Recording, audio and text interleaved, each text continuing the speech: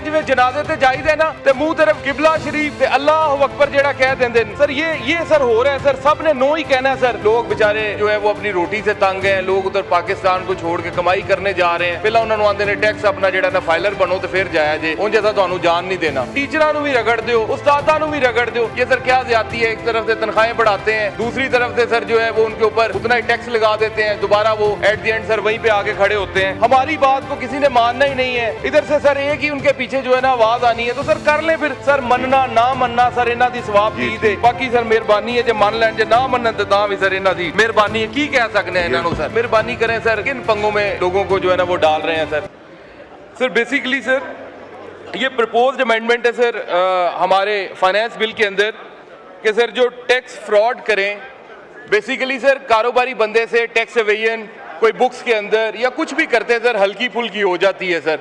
वो से सर बजाय कि हम उसे ठीक करें, उससे टैक्स ले लें, सर हम कह रहे हैं कि सर उसे 10 साल की हम सज़ा दे दें।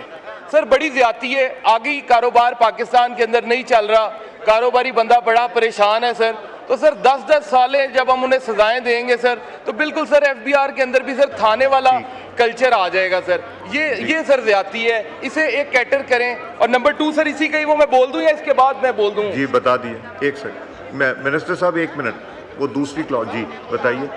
तो सर इसके अंदर गुजारिश है नंबर 1 वाले के अंदर सर के इसे सर कमेटी के अंदर भेजें। मेरी गुजारिश है फाइनेंस मिनिस्टर साहब से भी और सारी सर बैठी हुई है नून लीग की सर लीडरशिप, सर मेहरबानी करें सर ये ज्यादती ना करें बिजनेसमैन के साथ। और नंबर 2 के साथ सर ये सेल्स टैक्स की इन्होंने एग्जेम्पशन दी है इन 6 शेड्यूल सर।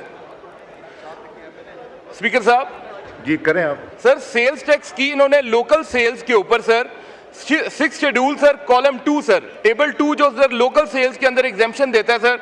इन्होंने ये जो मैंने HS codes iron and steel scrap के सर पढ़ के सुनाए हैं सर, इन्होंने उसे लोकल सेल्स पे एग्जेम्प्ट कर दी है। मतलब कि अगर हम लोकल सेल्स करते हैं आयरन एंड स्टील स्क्रैप की तो सर हमारा जो इनपुट है सर वो बिल्कुल वैलिड नहीं रहेगा, वो बल्कि कॉस्ट का हिस्सा बन जाएगा, आगे ट्रांसफर नहीं होगा सर। लेकिन सर अगर यहाँ पे देखें तो इंपोर्ट स्टेज के ऊपर सर इन्होंने सेल्स टैक्स की एग्जेम्पशन नहीं दी। तो सर इसका मतलब ये है कि इंपोर्ट स्टेज पे ये जो हमारे से सेल्स टैक्स लेंगे तो सर जब ये फर्दर आगे ट्रांसफर नहीं होगा सर तो सर जब सेल्स टैक्स की रूह के खिलाफ है सर डबल टैक्सेशन हो जाएगी सर। एक दफा इंपोर्ट स्टेज पे दे के आएंगे, कॉस्ट का हिस्सा बनेगा। और दूसरा सर ये प्रोडक्ट इंडस्ट्रियल प्रोडक्ट है, स्क्रैप सारी स्टील फर्नेसेस पे जाती है।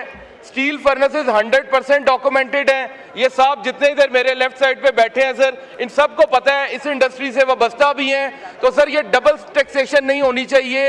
ये दोबारा सर 1 सेकंड इसके अंदर एक चीज ऐड कर रहा हूं सर, ये क्योंकि इसकी फाइनल जो प्रोडक्ट है सरिया सर उसके ऊपर ऑलरेडी 18% बिजली के हिसाब से सर कलेक्ट हो रहा है। तो मेहरबानी करें ये डबल टैक्सेशन ना करें, उनको 10 साल की सजाएं भी ना दें और ये डबल टैक्सेशन भी ना करें सर। इसे कमेटी में भेजें सर। मेरी बार बार गुजारिश है सर, आपसे गुजारिश है सर, इसे कमेटी में भेजें, इसे ना सर लेके आए सर। बड़ी मेहरबानी सर। जी मिनिस्टर साहब, एक तो डू यू अपोज इट, ये डू यू अपोज इट? इसके अंदर जो मेरा अमेंडमेंट नंबर 20 है सर, इसका जो क्लॉज 6 के अंदर जो पार्ट 1 है सर उसके अंदर ये कह रहे हैं कि नॉन फाइलर सर फ्लाई नहीं कर सकता पाकिस्तान से सर। सारे सबसे ज़्यादा फ्लाई करने वाले वो लोग हैं जो दुबई, सऊदीया, मिडल ईस्ट इस जगह नौकरियां करने जाते हैं सर।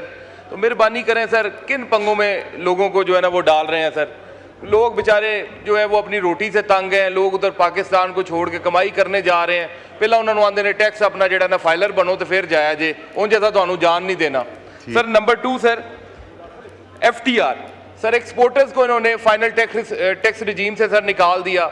इन्होंने नॉर्मल टैक्स रिजीम के अंदर डाल दिया सर।